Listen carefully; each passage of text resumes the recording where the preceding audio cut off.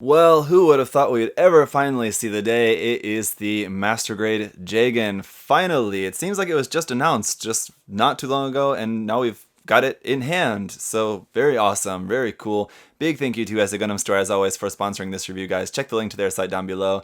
I'm quite excited. Let's get into this. You know, this is something that people have been wanting for years. Honestly, I'm not like a super big fan of the Jegan. I'm just kind of like joining in the hype for this, really, to be honest, because the Jegan, it's really cool looking, and it's definitely one of the better looking grunt suits, and it's got a lot of really cool variations, to be sure.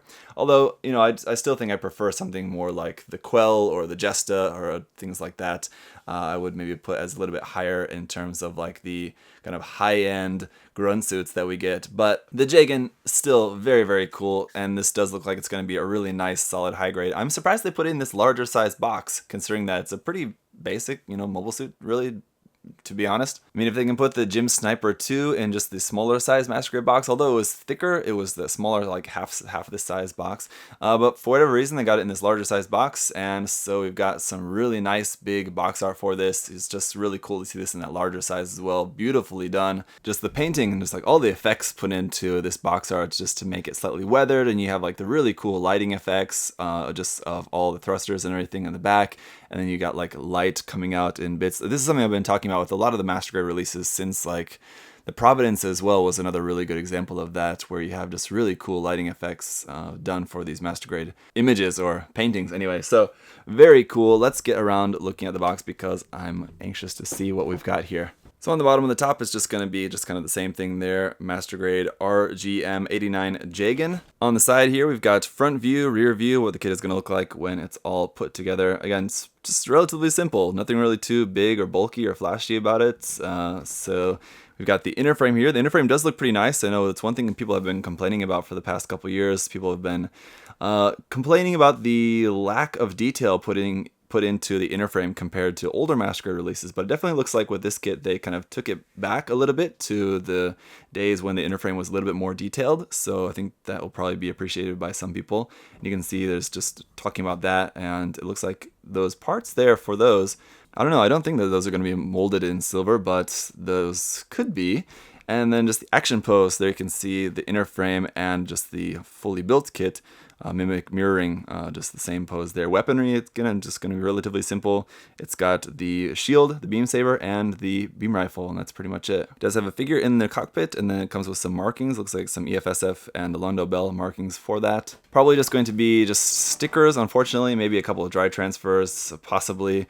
But just looking at this photo here, it looks like maybe it's just sticker markings, so that kind of sucks. But body articulation, I'm expecting the articulation of this kit to be fantastic. If it's anything like the Master Grade gyms that we've had out recently, and we've got different hand options. So again, it's going to be using the same, probably exactly the same hand runners for that, I would imagine, the MP runners, and then some nice groin joint there, instead of hip joint, groin joint. I think that's the first time I've ever seen that printed on a Gunpla box.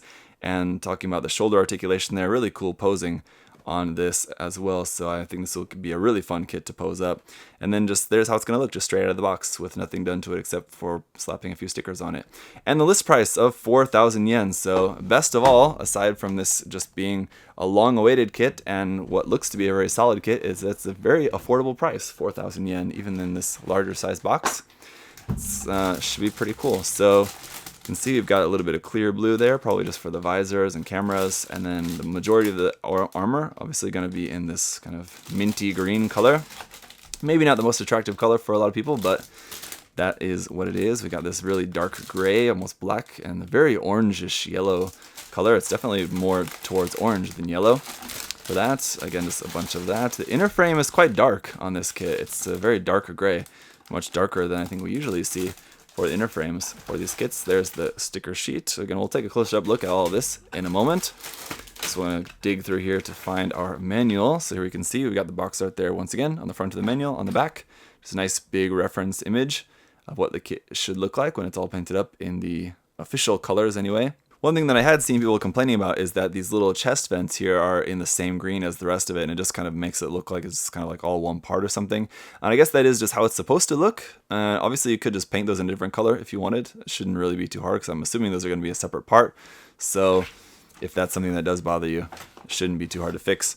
Anyway, moving in here to the center fold of the manual, here we can see it photographed with what looks like artwork using the RE100 Yakudoga, which is on its way to coming out pretty soon. So that definitely, just by how that looks, if that isn't an actual sample, it's definitely a 3D render of the RE100 Yakudoga, so that'll be pretty interesting. It's interesting that they photograph them together like that, or at least put them in the image together like that. And we have a painting guide there, painting guide for the pilot figure as well.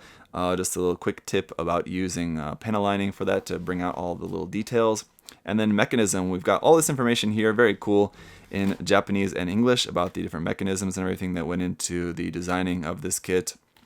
So you can read all about that. That should definitely help you kind of appreciate all the work and everything that goes into these kits, just for how Bandai goes about detailing these. And again, just showing off the detail of the underframe like through the armor. So pretty cool image there. You can imagine how this would look if it was like a clear color variant of this kit. And I'm sure we'll probably see a clear color version of this kit come out as like an Expo exclusive or something later on, probably next year. And then just some more weaponry and poses here. So it does have the grenades on the side square as well. If I hold that, sorry. Yeah, and then the beam saber and the beam rifle and shield and all of that. All right, so for the parts list, more information about the Jegan. And again, all this information is in Japanese and English, so very cool if you want to read this, just all about the Jegan. Some very fine print there, but you can check that out. I'm sure it's just all kind of stuff that you can read on the wiki. The Jegan is a mobile suit that's been around for a long time, and we've seen plenty of different variations through multiple series. So I'm sure there's a lot of information on the wiki page about this. There's a little bit here about some of the different variations, which I'm sure we're going to see as P Bandai releases, whether it be the Stark Jegan, the Jegan Type B, the F90 version of the Jegan. There's plenty of them for Bandai to choose from. Then we've got our parts list, so just going to have all of that, and obviously this is going to be a completely new kit, so won't have any leftover parts. And then it's just onto the construction, so it's just going to be starting with the torso, building that first, and then the head unit. This is a manual that is like the kind that shows you which runners you're going to need for this particular section, so that is helpful. And then we're building the arms, and the upper body is done there, skipping over the center page, and it's onto the waist unit, and then the legs, and the legs, and then that is all done. Then our Jegan is finished. Then we'll go onto the backpack, and then onto the weapons. And then once weapons are done, in the very end here we just have our decal guy, where you're going to be placing the sticker decals around on the kit there at the end. Alright, so again, here is that sticker sheet. It's a shame that we don't have any, at least, dry transfers in here. Of course, I would have loved some water slides, but I'm not going to hold my breath on that on just a standard release master grade from Bandai. But we got some EFSF logos there, Londo Bell markings, more EFSF logos, a little blue one there, probably for the mono eye, I would imagine, and then a whole bunch of numbers. You can kind of take your pick among those, and then a whole bunch of caution markings and things like that for around on the kit. We got runner SB1 for our clear pink beam saber effect parts. And then runner MP for our manipulator, our hand parts here for the kit. And so as you can see, we've got closed fists, open hands, holding hands, and trigger finger hands.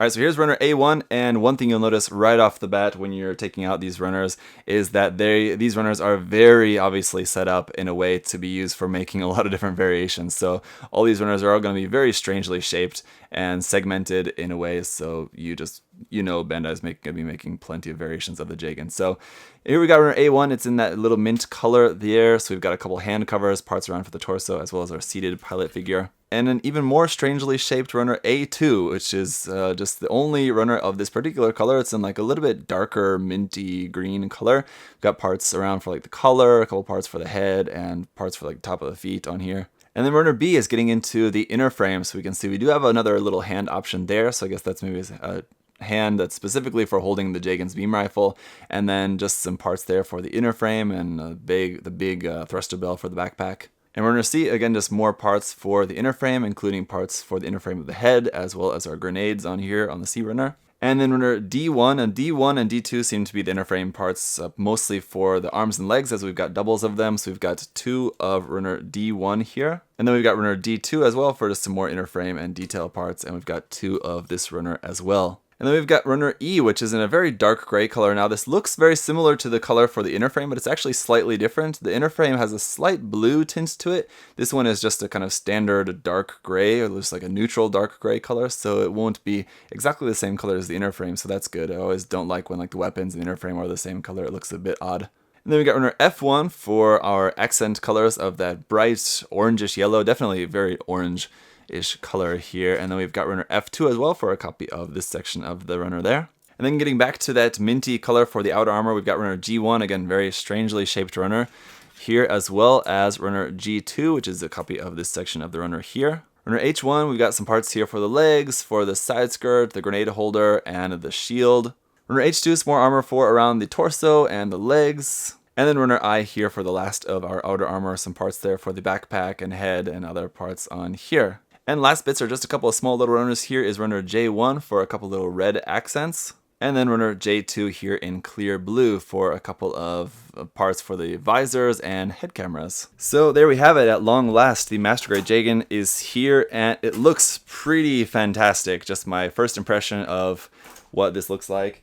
Just as far as Master Grades go, it doesn't have anything like too super flashy to it, really, to be honest, but it does look very, very solid. Now, of course, we'll have to build it to find out. Who knows if there might be some very annoying little bit of possibly some very loose limb or something, or it has some issue or something. We'll have to find out in the review, so make sure you check that out coming up next. And again, thank you to USA Gundam Store for sponsoring the review. Thank you to you guys for watching, and if you do have questions, of course, leave those down below. Should cover everything in the review coming up next, but as always, guys, I'll see you then. Hope you're having a great day. Bye-bye.